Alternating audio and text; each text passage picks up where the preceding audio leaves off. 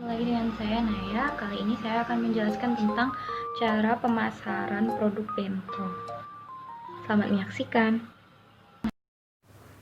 Kalau di video sebelumnya saya banyak membahas tentang apa itu bento, kali ini saya akan banyak membahas tentang pemasaran bento. Pemasaran bento sendiri sebagai ide bisnis rumahan bisa dimulai dari 2 poin utama, yaitu pemasaran serta ide dan rasa. Pemasaran menjadi poin penting dalam bisnis. Bento yang merupakan makanan dalam pemasaran bisa banyak menggunakan media sosial seperti WhatsApp, Facebook, dan Instagram. Dengan WhatsApp sendiri bisa dengan membuat status WhatsApp dengan sistem open pre-order untuk hari tertentu dan menentukan hari di mana mengantar bento. Jadi dengan open pre-order ini kan lalu bisa ditentukan kapan untuk terakhir pemesanannya serta kapan untuk mengantarnya. Lalu juga bisa untuk menggunakan ready stock, jadi sudah membuat bento yang ada dan sudah siap untuk diantar tapi jumlahnya tidak banyak. Lalu selain masalah pemesanan, pengantaran juga menjadi poin yang penting, apalagi dalam situasi seperti ini. Bagi bisnis yang mau mengantar sampai ke tempat tujuan akan lebih menguntungkan, tapi tidak menutup kemungkinan untuk menggunakan aplikasi seperti Gojek atau Grab. Lalu kan kalau usahanya masih kecil ini, sistem pengantaran melalui aplikasi kan belum bisa pakai kayak GoFood atau GrabFood gitu ya. Jadi bisa memanfaatkan sistem GoSend, jadi mengirim barang tapi barangnya berupa bento, GoSend atau GrabSend. Dan lalu ketika usahanya sudah semakin besar, pengantarannya bisa di-upgrade lagi, jadi bisa didaftarkan ke sistem GoFood atau GrabFood gitu. Lalu dalam menggunakan sosial media, jangan lupa bahwa konten dari sosial media itu sendiri itu menjadi poin penting dalam pemasaran. Jadi foto-foto yang diunggah, lalu tulisan-tulisan caption-captionnya yang ditulis itu harus menarik gitu. Lalu lanjut dalam ide dan rasa. Ide dan rasa ini sebenarnya kan dalam kreasi bento sendiri tidak ada patennya, jadi bebas untuk mengkreasikannya dari bentuknya atau bahannya. Jadi bisa dikreasikan sesuai dengan kemampuan kreativitas masing-masing serta bahan-bahan yang mudah ditemukan gitu. Untuk Kiara Band sendiri kan banyak menggunakan rumput laut kering untuk menggambarkan karakternya. Jadi untuk membuat mata, mulut, hidung itu biasanya menggunakan rumput laut kering. Dan mungkin satu-satunya bahan yang asing dan tidak mudah ditemui di Indonesia mungkin ya, hanya itu rumput laut kering. Untuk rasa dan bahan-bahan lainnya sebenarnya bisa disesuaikan dengan apa yang mudah ditemui dan mudah untuk didapat. Jadi disesuaikan mudah didapat dan modalnya juga. Kalian bisa buat nasi goreng atau nasi kuning dibuat jadi suatu karakter, misal beruang, atau nasi kuning jadi bentuk bebek dan lain-lain. Selain itu di bagian pemasaran, kemasan jadi poin penting lain.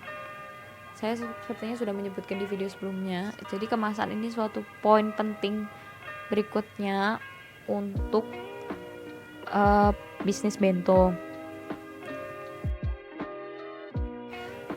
Untuk sekarang ini kemasan yang bersih dan ramah lingkungan biasanya jadi pilihan, apalagi yang kayak kemasan yang dari kertas yang warnanya putih atau coklat yang bisa tahan panas kalau dipanaskan dengan microwave, itu biasanya menjadi pilihan untuk sekarang ini. Kalau kemasan seperti styrofoam atau kardus kotak yang ada plastiknya di dalamnya buat sekat-sekatnya itu kurang menarik kalau untuk dijadikan kemasan untuk bento. Lalu selain kemasan kertas ya, kemasan dari plastik yang tutupnya bening yang ada sekat-sekatnya itu juga masih bisa jadi pilihan walaupun kurang ramah lingkungan.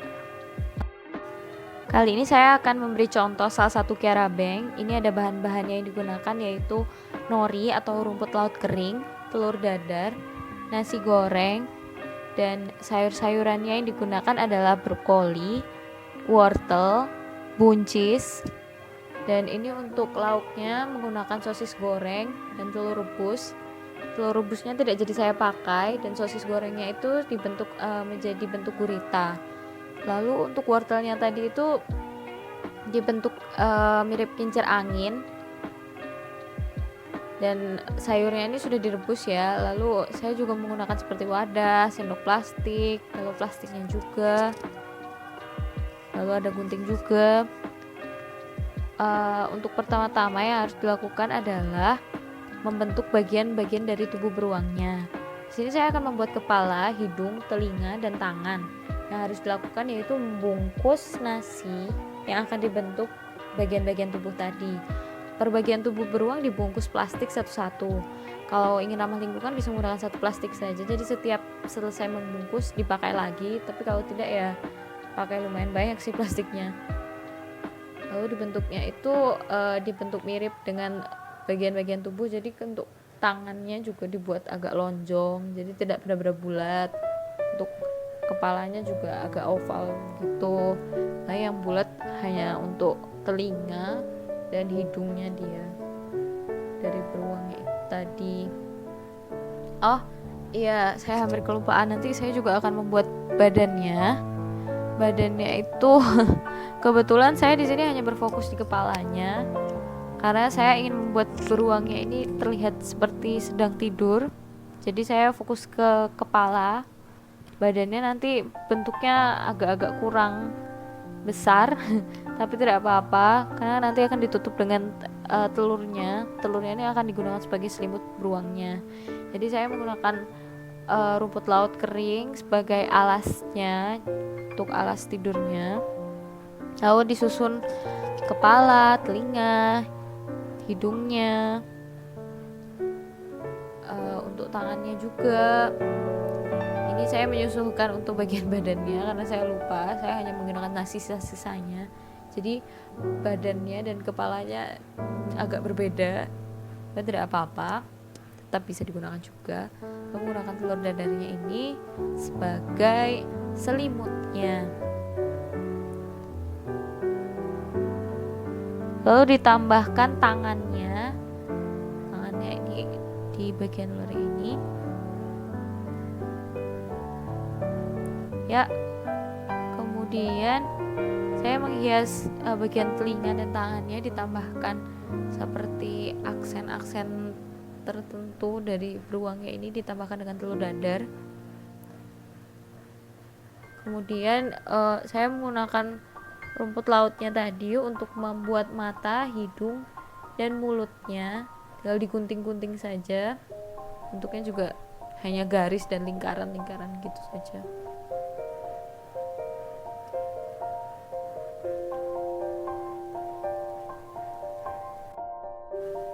Setelah selesai menghias mata beruang dan telinga beruang, kemudian bisa mulai disusun untuk sayurnya, lauknya. Disusunnya bebas, tidak harus ada aturannya gitu, tidak. Hanya yang penting terlihat penuh hampir di seluruh kotaknya itu. Tadinya saya mau membuat telur rebusnya itu dibuat mirip seperti anak ayam yang baru saja menetas dari telurnya, tetapi karena menurut saya untuk kotaknya ini ternyata sudah penuh dengan sayur-sayur dan sosis saja, jadi telur rebusnya tidak jadi saya pakai begitu. Setelah selesai disusun, kemudian bisa mulai ditekuk-tekuk wadahnya untuk ditutup. Kemudian setelah selesai ditutup, di bagian luarnya itu di atasnya diberi sendoknya itu ditempel dengan menggunakan selotip begitu. Karena bento sendiri merupakan makanan, jadi untuk pemasarannya memang masih terbatas di dalam satu area saja, jadi di dalam satu kota saja, tidak bisa dikembangkan ke e-commerce lainnya. Kalau di Indonesia sendiri menurut saya belum ada yang benar-benar fokus untuk menjual bento sendiri. Biasanya berupa rice box atau catering gitu. Kalau bento kan untuk yang bisa menarik di pasaran biasanya jatuhnya ke Kiara Bank. Jarang sekali untuk saya temui untuk orang-orang yang memang benar-benar menjual Kiara Bank gitu.